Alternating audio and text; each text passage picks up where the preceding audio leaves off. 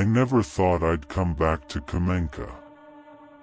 My wife left me not too long ago, walked out for someone else. We divorced. I took my son and got the hell out, far as I could, to start over somewhere new.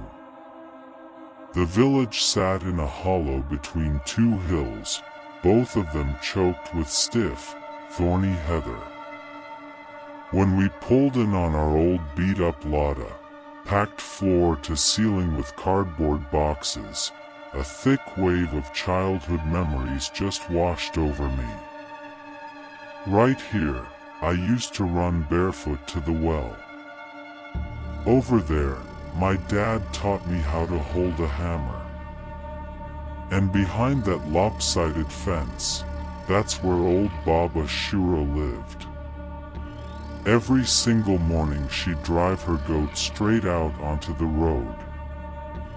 Dad, is there seriously no cell tower out here? Why is the signal so garbage?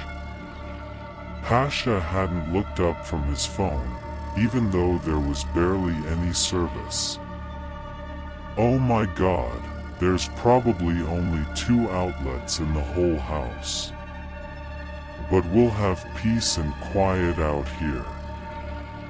I made a point not to say her name, the woman Pasha called Mom. A long, ugly divorce. Police reports. Restraining orders. Thank God her new boyfriend, the one who'd been waiting for me outside my building with a crowbar, he stayed behind in the past, too. The house had been my parents'.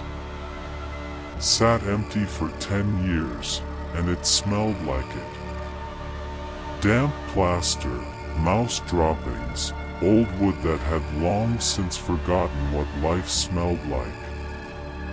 It felt like we aired that place out for a solid week just trying to kill the stench. I painted the walls myself. There was nobody to hire in Kamenka. Pasha helped at first, genuinely enthusiastic those first few days, but then he disappeared into his room with his laptop and headphones. He'd gotten withdrawn after everything. 15 years old and he looked 13. Skinny, pale, with this constant look on his face like the world personally offended him. Though, to be fair, that's just teenagers. At first I blamed myself for his stress. Then I stopped, because if you go down that road, you'll lose your mind. Some things you can't afford to dwell on. The main thing was we'd broken the cycle.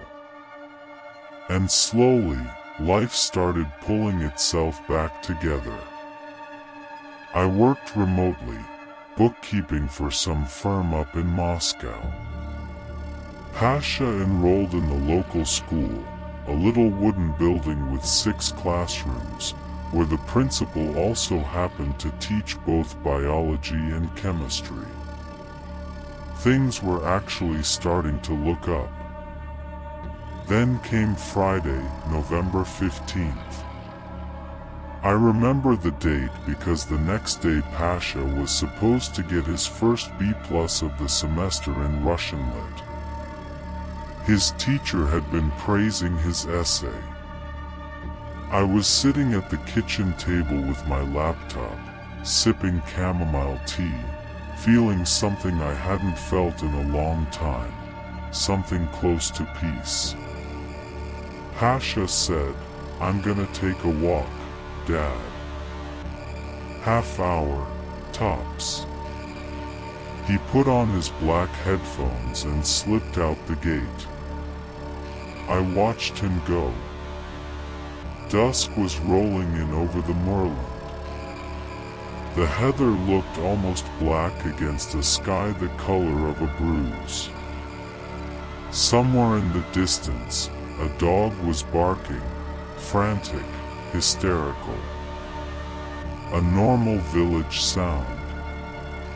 First far away, then closer, and closer. I went back to work. 20 minutes later, I heard the scream. I didn't recognize it as Pasha at first. I thought it was teenagers messing around behind the garages. Then it came again, high-pitched, cracking, barely human. I ran outside in my house slippers. Didn't even grab a jacket. He was lying in the ditch at the edge of the dirt road, maybe 100 yards from the house. His headphones were on the ground beside him, one side shattered, the other still intact, music still hissing from the speaker. For neighbors had already gathered around. Uncle Vitya with a pitchfork raised up, his wife Tanya in her bathrobe, a couple of others. But I only saw Pasha. And the dog. The dog was maybe 15 feet away, teeth bared, growling, low, long, steady, like a boat motor. I had never seen an animal like that. It was just a stray, somebody's mutt. But there was something wrong about it. Its fur was filthy, matted, falling out in clumps and exposing patches of gray, slick skin underneath. Its eyes were glowing. I swear to God, they were burning with this dim, greenish-yellow light. Like rotten LEDs. From its jaws hung thick strings of foam, yellowish, almost the color of pus. When it turned its head toward me, I heard its vertebrae crack. Between its teeth, a scrap of fabric. Pasha's jeans. There was so much blood. Pasha. I yelled. He tried to sit up and immediately collapsed. His left leg, just above the ankle, it was torn open. Like someone had ripped a boot apart with a dull knife. Skin, muscle, something yellow underneath that I forced myself not to look at too long. Everything mashed together into something that smelled like warm iron and something else, something sickly sweet that made my stomach lurch. Uncle Vitya stepped forward, jabbed the pitchfork at the air. The dog lurched backward in this strange, jerky movement, like a marionette on strings, and vanished into the dark. I heard its footsteps for a few seconds. Then silence. Pasha wasn't screaming. He was staring at his leg in complete shock, his face white as a sheet of paper. "Dad," he said quietly. "That dog. I was just walking, and it just attacked me. It went for my leg like it was trying to swallow me." The neighbors drove us to the local clinic. The hospital in Kamenka had 10 beds, one surgical lamp, and a single surgeon, a guy named Kunitsin, who, by the smell of him, had put away at least half a liter of grain alcohol before his shift. But he cleaned the wound, stitched it up, and shot Pasha full of antibiotics. "Laceration, deep, but the tendons are intact," he told me. "Lucky, Dad. Another centimeter, and we wouldn't have been able to put that leg back together. I sat in the hallway on a rickety chair, squeezing my phone. Pasha was admitted. I slept next to him across 2 chairs, my jacket folded under my head. First night, his fever spiked to 104. Kunitsin came in, injected something to bring it down, looked over the labs, and said, strange. He said it in a tone that made something inside me just drop. What? Strange how? Is everything bad? No signs of rabies. No tetanus. Standard inflammation markers are elevated, but not critical. But his pupils, yeah. The pupils are weird. What do you mean, weird? Dilated. No light response. I went into the room. Pasha was lying on his back, covered up to his chin. His leg was wrapped in clean white bandages, no blood seeping through. His face was gray, eyelids half open, and underneath them, his eyes. I had known those eyes for 15 years. They were always the color of honey. Warm, a little mischievous. Now they were black. His pupils had dilated so wide they'd almost swallowed his irises completely. In the dim glow of the nightlight, it looked like Pasha was staring up at me from the bottom of a deep, dark well. "Buddy," I called softly. "Pasha." He didn't answer, but the corner of his mouth twitched. Not a smile, something else. A spasm. A convulsion. Then he opened his mouth and drew in a long, slow breath, like he was tasting the air. The test results came back 3 days later. Everything negative. No viruses. No bacteria. No parasites. And the wound was healing at a rate that defied explanation. Kunitsin said he hadn't seen regeneration like that in 30 years of practice. "Must be the youth," he said, almost to himself. But Pasha wasn't getting better. Not really. I wasn't even relieved when he started eating again. At first it was normal. I'd bring him broth, porridge, mashed potatoes. Typical hospital food, but he ate it. Then on the 4th day, he asked for meat. "Pasha, you're not supposed to have anything heavy right now." "I need meat, Dad. Fresh." The way he said the word fresh, Kunitsin had just walked in with a thermometer, and he stopped cold. So did I. Because there was something in that word. Something predatory. Hungry. I brought him boiled beef. He looked at the plate, and his face just curdled. Disappointment.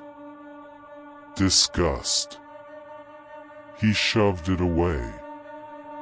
"Dad." I said fresh. That is fresh. I bought it at the market yesterday. It doesn't get fresher than that. The freshest meat is raw. I didn't give him raw meat. Obviously. But that night, one of the nurses, a woman I'd gotten friendly with, called me. She said Pasha was up walking around his room even though he'd been strictly told to stay in bed. When she came in to check, he was standing at the window, staring down at the street. She swore his eyes were glowing in the dark. That faint greenish light. Maybe she imagined it. Darkness plays tricks. I really wanted to believe that. A week later, we were discharged. The leg had healed so well Pasha was barely limping. Which was the second thing that wasn't right. Wounds like that don't close up in 7 days. The third thing was his appetite. He refused anything cooked. Soups, he'd spit them out. Braised vegetables, he'd push them away. But one evening while I was making dinner, I accidentally knocked a raw chicken breast off the counter. Before I could blink, Pasha was right there. He picked it up off the floor and bit into it. Just like that. Raw. Cold. With little fuzz from the kitchen mat stuck to it. Pasha, give me that. He froze. Looked up at me. And smiled. That smile didn't touch his eyes, those huge, black eyes. "It's good, Dad," he said softly. "It's really good." I wrenched the chicken out of his hands. Threw it away. Then sat at the kitchen table for a long time, staring at my own trembling hands. Something has to change. Now. Maybe he was seriously sick. Maybe he needed real help, not this small-town quack care. I called the nearest regional hospital. Got nowhere. Called the county infectious disease clinic. Called every doctor I knew in the city. Everyone said the same thing. If the tests are clean, there's nothing to worry about. Probably an adolescent stress response, or a reaction to the trauma. If it continues, try a therapist. There was no therapist in Kamenka. While I was trying to figure out my next move, my life was quietly turning into a nightmare. Pasha almost stopped leaving his room. He covered his window with dark fabric, said daylight hurt his eyes. He slept during the day and stayed awake at night. I could hear him moving through the house, barely making a sound, soft, deliberate steps, the kind a hunter makes, stopping outside my bedroom door and just standing there for 5-10 minutes at a stretch. Not a word. Not a sound. I started locking my door. But I quickly figured out it was pointless. He'd learned to open the lock without a key. One night I woke up to find his silhouette sitting on the edge of my bed. Just sitting there. Watching me. The room was dark, but I could see his eyes clearly. They were glowing. That dim greenish light. "Pasha, what are you doing?" I whispered. "Dad," he said. His voice was strange. Too deep. Way too deep for a 15-year-old. I'm so hungry right now. I could eat a whole cow. He sat there a little while longer. Then he got up and left. I didn't sleep after that. In the morning, while he finally crashed out, I crept into his room. Just wanted to check on things. I touched his pillow. It was soaked through. I smelled it. The smell hit me like a punch, saliva, but wrong. Heavy. With this cloying, rotten undertone.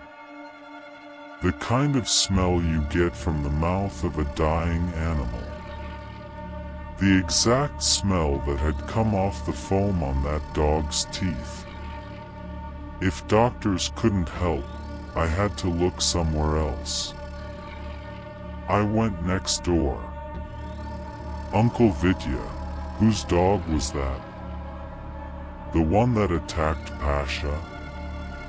The old man was smoking on his porch, same as always, gruff, quiet, not particularly interested in conversation. The dog? He looked up slowly. What made you think of her? She belonged to the Ivanovs. Went missing about a month back, far as I recall. He spat in the dirt and took another long drag from his hand-rolled cigarette. I turned that over in my mind. She disappeared for a whole month. And from Kamenka, there's nothing for miles in any direction, just wilderness. Could a dog survive out there alone for a month? Uncle Vitya stayed quiet, like he was hoping I'd drop it. But when he realized I wasn't going to, he finally said, "You saw her yourself." She came back, sure. But that wasn't the same dog as before. She looked dead. And yet she was still walking around. What happened to her? He drew another long pull from his cigarette, blew the smoke slowly through his teeth, staring out past the moorland to where the low heather ended and the dark wall of old forest began. You should never have come back here. Especially not with your boy. A long pause.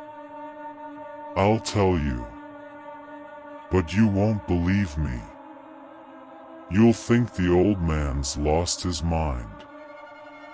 He told me about a house. Out in the forest beyond the moor. A forester had lived there about 15 years ago. One winter, he disappeared. He'd agreed to guide a group of tourists through the ravines toward the mountains. They came to the area wanting some kind of nature tour. The forester knew every path through those woods, figured it was easy money, a little extra on top of his pension. So he took the job. But the weather turned bad. So bad they couldn't make it to the ravines. They turned back, took shelter in the forester's cabin. Snow up to the waist. A blizzard. 30 below. They had very little food. Within a couple of days, it was gone. They ate everything in the cabin. The cold didn't let up. They were stuck for almost a week. And then, slowly, they started eating each other. First one tourist, then another. Then the forester killed the last one. I don't know if it's true or not, the old man said. But folks say when a person eats human flesh, they start to change. Over time, they lose what makes them human. They turn into something monstrous. Something like a Yupper. Not only do they look like hell, but they're starving, constantly. And what they want isn't soup or bread. It's raw meat. Human meat, especially. They say that Forester's still out there in that cabin to this day. At night he goes out and feeds on wild animals, or anyone unlucky enough to wander too close. Few years back, a man from the village went missing. Drunk, stumbled into the woods. They never found the body. The old man tapped ash off the butt of his cigarette. That dog. I think the forester bit her. She managed to run, but she came back to the village already changed. That's why she went after your boy. She needed to be near people. He finished talking and looked at me steadily, waiting to see if I believed him. I just stood there with my mouth hanging open. A cabin? An Yupper? These people have lost their minds. I need to get out of here, not because of some creature, but because my neighbors are certifiably crazy. As for the forester, he probably just went feral out there, living off the land in his little cabin, not bothering anyone, while the locals spin ghost stories about him. But seeing that his wild tale hadn't landed, the old man shook his head and flicked his cigarette butt into the grass. Foolish old man, he muttered to himself. Shouldn't have said a word. I can see you don't believe me. Nobody does. He paused. Either way, you should leave. Take the boy and go. I would too, if I had anywhere to go. I left without saying a single word. But his words burrowed in deep. I kept turning them over, holding them up against Pasha, against everything the old man had described. Because one way or another, it all matched. Pasha made it exactly 2 weeks back at school after he was discharged. Then the teachers started calling. He was aggressive, lashing out, ignoring correction. The principal told me he'd started looking at the kids differently. Like their food, she said. The next day, the thing that can't be undone happened. The call came in at noon. I was at my laptop, reconciling accounts for some logging company, when my phone buzzed on the table. School number. Georgie, you need to come in immediately. I didn't ask what happened. You know that feeling, when some part of you already knows, but you refuse to let yourself believe it? I left my car running outside the school. Didn't even turn off the engine. She was lying on the floor in the hallway. Tatiana Petrovna, the Russian lit teacher. Mid-60s. A thin, hunched woman with kind eyes. Her eyes were closed now. Her face was white. Her neck, two ragged, open wounds. Blood running fast, soaking into her pale blouse. Her neck.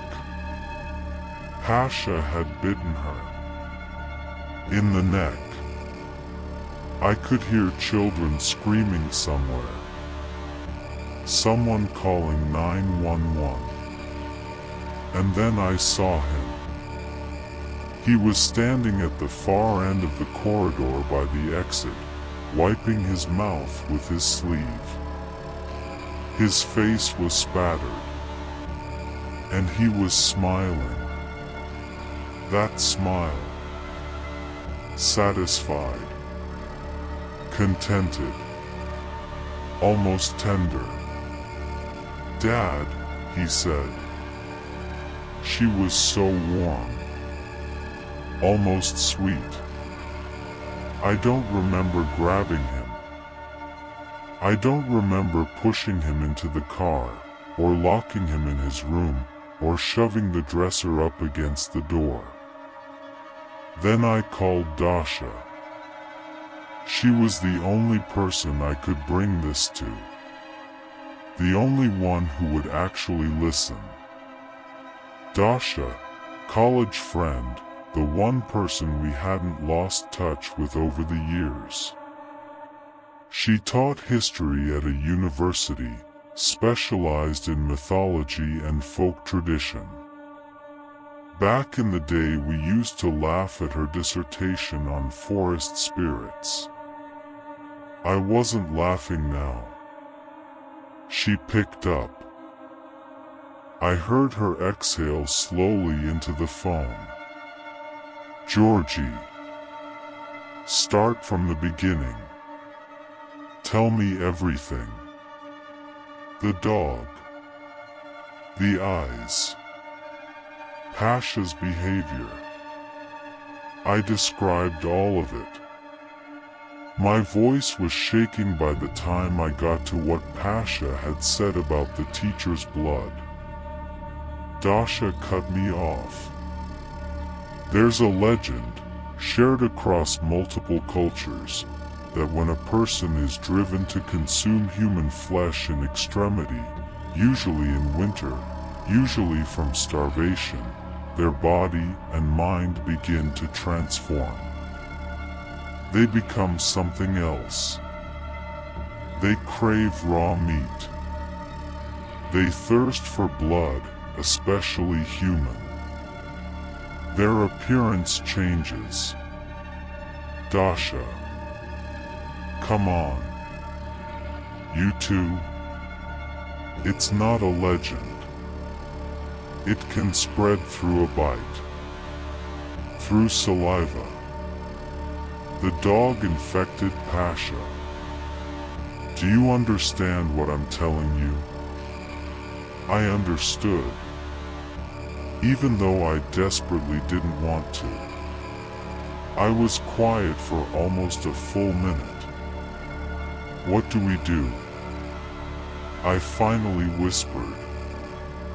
First, find the source. The forester's cabin. Find whoever was first. As long as he exists, this doesn't stop. You need to destroy him.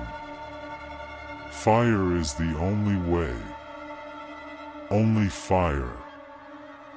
I had to burn this thing. And if it doesn't work?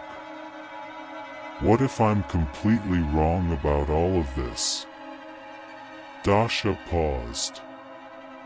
If I'm wrong, you've lost nothing. If the cabin is empty and there's nothing there, nothing bad happens. But if I'm right, this is your only shot. Just make sure he's inside before you light it. Otherwise there's no point. I left at dusk. I grabbed a gas can from the garage, a book of matches, an old flashlight. Left the car at the last house on the edge of the village. Past that, no road. The moorland met me with silence. Not even the wind moved the heather. Like the whole world was holding its breath. I walked for a long time. The flashlight picked out a narrow path, the one every kid in Kamenka had known by heart, the one we'd run down in summer coming back from the woods with baskets full of mushrooms. Then I killed the light. Didn't want to announce myself. The forester's cabin sat in a clearing, sunken into the earth up to its own windowsills. The roof had caved in, but the walls were holding. The logs were black and slick, covered in something like mold. The door hung open, torn off its hinges, really. The smell hit me before I even crossed the threshold. Rot. Old meat. Something metallic. Something sweet underneath it all, stomach-turning sweet. The stench drifted through the trees. And then, in the moonlight, I saw it. God help me, it was actually there. Crouched in the corner, a thing that had once been human. I couldn't tell if it had been a man or a woman. Whatever had made it one or the other was long gone. Its body had stretched, elongated. The joints had turned at angles that didn't belong on anything alive. Fingers twice as long as they should be, ending in black growths that curled like claws. Skin gray, pulled tight over ribs like cellophane. Where a face should have been, the features had blurred, melted, leaving only two enormous eyes and a wide, hungry mouth. The eyes blazed with green light, bright, swamp fire green. From the open mouth, broken, jagged teeth, thick saliva dripped in slow, heavy strings. It was rocking. Back and forth. Back and forth. Mouth hanging wide open, tasting the air. My legs wanted to give out beneath me. Every instinct I had was screaming to run. That it was going to lunge. That it was going to tear me open, drain me. But I couldn't go back. Pasha was home. My son was waiting, whether he knew it or not. Moving as quietly as I could, I poured the gasoline. Along the walls. Across the floor. The creature noticed me. Maybe the smell of the fuel. That bent skeleton of a thing rose, and it came toward me with its jaw wrenching open so wide, I heard it crack, the bone breaking, and the stench of blood and rot poured out of it like a wave. I dropped the lit match. The fire roared. Hungry and fast, almost joyful. It snatched up the trails of gasoline and raced up the walls, surged toward the collapsed roof. The thing screamed. It threw itself at me, already burning. And I ran. I tore across the moorland, stumbling over tufts of grass, not looking back, listening to the crack of the fire and that shriek behind me, high, piercing, a sound no human throat should make. I ran until it went quiet.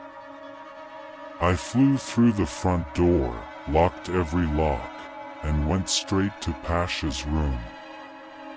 He was sitting on his bed. Normal.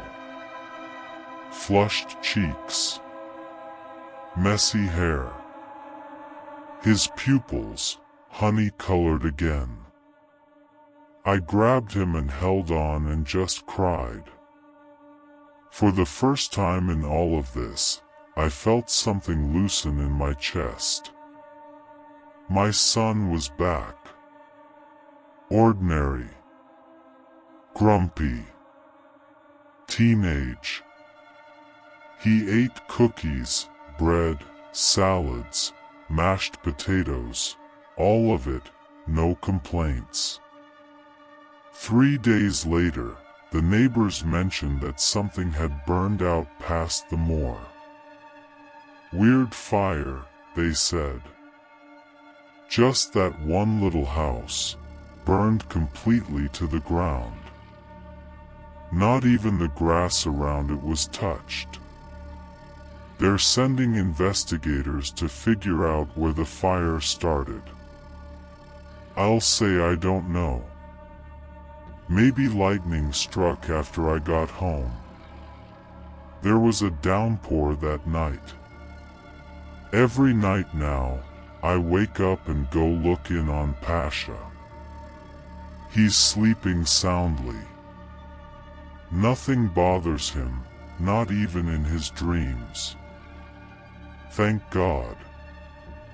One more thing, I stopped buying meat. Any kind of meat. Altogether. I'm a vegetarian now. Pasha doesn't mind. For him, those weeks seem to have just erased themselves from memory. I hope someday I'll be able to forget too.